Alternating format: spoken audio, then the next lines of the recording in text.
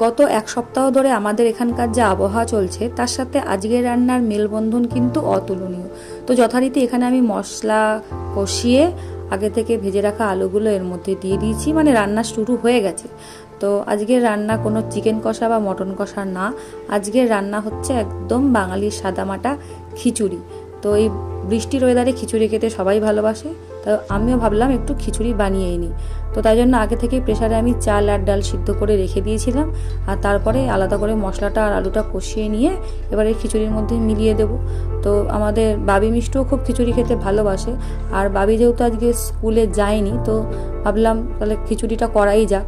আর কি খিচুড়ি খাবার জন্য তো কোনো পার্টনার লাগে, একা একা খিচুড়ি খেতে ভালো লাগে না। তো এই যেখানে আমি সব মশলার সাথে খিচুড়িটা মিশিয়ে নিলাম, আর এরপরে একটু নুন মিষ্টিটা চেখে নিয়ে দেখতে হবে আর কি নুন মিষ্টি ঠিক আছে নাকি। তো তারপরে আবার সেই মতো আমি নুন আর মিষ্টি এর মধ্যে আলাদা করে মিশিয়ে দিয়েছি। মশলা কষানোর সময় তো অবশ্যই তার মধ্যে নুন মিষ্টি দিয়েছিলাম, কিন্তু পরে একটু চেখে নিয়ে দেখলাম আর একটু নুন মিষ্টির প্রয়োজন, তো সেই মতো এখানে এই যে নুন দিয়ে দিয়েছি। আর এরপরে দিয়ে দেবো পরিমাণ মতো মিষ্টি মানে চিনি। তো এটাকেও দিয়ে আবার ভালো করে মিশিয়ে নেব। আর এরপরে এর মধ্যে দিতে হবে, মানে খিচুড়ি মানেই দিতে হয় আর কি গরম মশলা আর ঘি। তো ঘি গরম মশলা না হলে খিচুড়ি খুব একটা জমে না। তো আমিও সেই মতো দিয়ে দিচ্ছি এর মধ্যে সানরাইজের শাহি গরম মশলা, যেটা আমি রান্নায় দিয়ে থাকি আর কি, যে মশলায় গরম মশলা ব্যবহার করি। তো আমি সানরাইজের শাহি গরম মশলাটাই প্রেফার করি দিতে।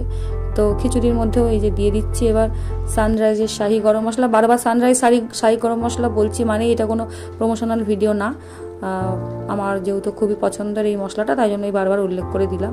আর এরপরে দিয়ে দেবো একদম গাওয়া ঘি। তো 1 চামচ ভর্তি করে একটু ঘি দিয়ে দিলাম, যাতে খেতে খুবই একটু সুস্বাদু হয় আর কি। তো এরপরে এটাকে ভালো করে মিশিয়ে নেব।